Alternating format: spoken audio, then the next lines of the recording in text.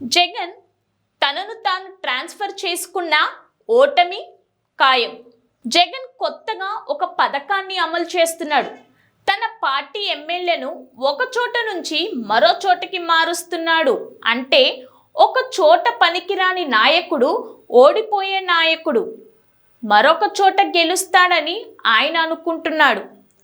పక్కింటి చెత్త మనకు పనికి వస్తుందా? ఇది కూడా అంతే. జగనే స్వయంగా తన సీటు మార్చుకొని బదిలీ అయ్యి వేరే చోట నుంచి పోటీ చేసిన వైసీపీకి పరాజయం ఖాయం. వైసీపీ పరాజయాన్ని ఎవరూ ఆపలేరు. ఈసారి టీడీపీ జనసేన గెలుపు ఖాయం. ఇది రాసి పెట్టుకోండి అని టీడీపీ యువ నాయకుడు మాజీ మంత్రి నారా లోకేష్ అన్నారు. శంకరామం పేరిట ఆదివారం ప్రారంభించిన యాత్ర సోమవారం శ్రీకాకుళం జిల్లా నరసన్నపేటలో జరిగింది. రోజు 3 చోట్ల ఆయన సభలు నిర్వహిస్తున్న విషయం తెలిసిందే.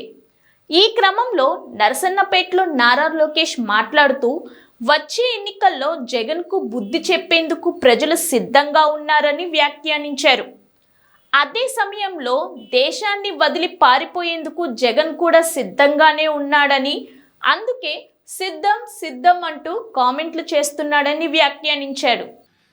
జగన్ ఈరోజు ప్రపంచంలో ఎక్కడ లేని కొత్త పథకం తీసుకొచ్చాడు. ఆ పథకం పేరే ఎమ్మెల్యేల ట్రాన్స్ఫర్. ఏంటది? ఎమ్మెల్యేల ట్రాన్స్ఫర్. ఒకడింటిలో చెత్త తీసుకొచ్చి పక్కనింటోడు ముందర వేస్తే అది బంగారం అవుతుందా? అలాంటిది ముఖ్యమంత్రి గారే, ఈ జగనే ఈ ఎమ్మెల్యే చెత్త, కానీ ఈ నియోజకవర్గంలో కాదు పక్క నియోజకవర్గంలో పెడితే బంగారం అయిపోతాడంట. అంటే చూడండి ఈరోజు ఎలా ప్రజల్ని మోసం చేస్తున్నాడో ఈ జగన్. ఇక్కడున్న ప్రజలందరూ ఒకటే గుర్తుపెట్టుకోవాలి, ఎప్పుడైతే ఈ ఎమ్మెల్యే ట్రాన్స్ఫర్ కార్యక్రమం ప్రారంభించాడో ఆ రోజే జగన్ ఓటుమి ఒప్పుకున్నాడు. ఇప్పుడు మిమ్మల్ని అందరినీ ఒక ప్రశ్న అడుగుతున్నా, బాబాయిని చంపింది ఎవరబ్బా? బాబాయిని చంపింది ఎవరు? పిన్ని తాలిబొట్టు చంపింది ఎవరు? అబ్బాయే బాబాయిని చంపేశాడు, అబ్బాయే పిన్ని తాలిబొట్టు తెంపాడు. ఇది ఎవరు రక్త చరిత్ర? జగనాసుడ రక్త చరిత్ర. ఎన్నికల ముందల ఏం చెప్పారు? చంద్రబాబు నాయుడు గారే చంపారన్నారు. ఈ రోజు ఛార్జ్ షీట్ లో ఎవరు? సొంత బంధు వాళ్ళ పార్టీకి చెందిన ఎంపీ అవినాష్ రెడ్డి. ఇంకా రేపో మాపో A9 లో జగన్ పేరు కూడా రాబోతుంది. ఇప్పుడు మీ అందరికీ చిన్న క్విజ్ పెడతా, రెడీనా సమాధానం చెప్పేదానికి? జగన్ రోజు ఏం తాగుతాడు? బూమ్ బూమా, ప్రెసిడెంట్ మెడలా, ఆంధ్ర గోల్డా, ప్రజల రక్తమా? ఏం తాగుతాడు? చేతులెత్తి చూపించండి. ప్రజల రక్తం. వైసీపీ ప్రభుత్వం నిరుద్యోగులను నిండా ముంచిందని నారా లోకేష్ అన్నారు. తమ ప్రభుత్వం ఏర్పడితే ఏటా డిఎస్సి నిర్వహిస్తామన్నాడు. ఏటా 20,000 మందికి కొత్త ఉపాధ్యాయులకు అవకాశం ఇస్తానని చెప్పాడు. 4 ఏళ్లు పడుకొని ఇప్పుడు డిఎస్సి అంటున్నాడు. 2.30 లక్షల పోస్టులు భర్తీ చేస్తానని చెప్పిన జగన్ మడమ తిప్పాడు. డిఎస్సిలో కేవలం 6,000 పోస్టులు మాత్రమే ఉన్నాయని చెబుతున్నారు. టీడీపీ పాలనలో 130,000 పోస్టులు భర్తీ చేశాం. మళ్ళీ వస్తే ఏటా డిఎస్సి నిర్వహిస్తామని ప్రకటించారు నారా లోకేష్.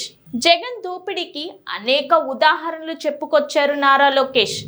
వచ్చే ఎన్నికల్లో ఓటుకు 10,000 ఇచ్చినా ఆశ్చర్యపోవాల్సిన అవసరం లేదని, అంతగా వాళ్ళు దోచుకున్నారని, ప్రజలు కూడా డబ్బులు తీసుకొని ఓటు మాత్రం చంద్రబాబుకే వేయాలని ఆయన పిలుపునిచ్చారు. రాష్ట్రం అభివృద్ధి చెందాలంటే చంద్రబాబు నాయకత్వం రాష్ట్రానికి అవసరమని తేల్చి చెప్పారు. నేను 3,132 కిలోమీటర్ల పాదయాత్ర చేశా. ప్రజలు ఎదుర్కొంటున్న సమస్యలు నేరుగా తెలుసుకున్నా. దాని తర్వాతనే పవన్ అన్న బాబు గారు కలిసి బాబు సూపర్ 6 ప్రకటిస్తాం జరిగింది. రేపు 2 నెలల తర్వాత వచ్చేది తెలుగుదేశం పార్టీ జనసేన పార్టీ ప్రభుత్వమే. మనం అధికారంలోకి వచ్చిన 5 సంవత్సరాలు 20 లక్షల ఉద్యోగాలు కల్పించే బాధ్యత మనం తీసుకుంటాం. ఉద్యోగం వచ్చేదానికి కొంచెం ఆలస్యం అయితే నిరుద్యోగ యువకులకి ప్రతి నెల 3,000 రూపాయలు మన ప్రభుత్వం అందజేస్తుంది. అంతేకాదు స్కూల్కి వెళ్ళే ప్రతి విద్యార్థి తల్లిదండ్రులకి ప్రతి సంవత్సరం 15,000 రూపాయలు మన ప్రభుత్వం ఇస్తుంది. అంటే ఒకరుంటే 15,000, ఇంట్లో ఇద్దరుంటే 30,000, ముగ్గురుంటే 45,000 రూపాయలు మన ప్రభుత్వం ఇవ్వబోతుంది. ఇంకా రైతుకి అండగా నిలబడడానికి 20,000 రూపాయలు ఆర్థిక సహాయం కూడా చేస్తాం. ప్రతి ఇంటికి ప్రతి ఏడా ఉచితంగా 3 ఎన్ని చేతులెత్తి చూపించండి, ఎన్ని 3 గ్యాస్ సిలిండర్లు మన ప్రభుత్వం ఇవ్వబోతుంది. ఇంకా 18 నుంచి 59 సంవత్సరాలు ఉన్న మహిళలకి ప్రతి నెల 1,500 రూపాయలు చంద్రబాబు నాయుడు గారు ఇవ్వబోతున్నారు. ఇది ఈరోజు స్టోరీ బర్డ్. మరిన్ని ఆసక్తికర విషయాలు తెలుసుకోవడానికి చూస్తూనే ఉండండి H6 న్యూస్. ప్రజాశ్రేయసి మా లక్ష్యం.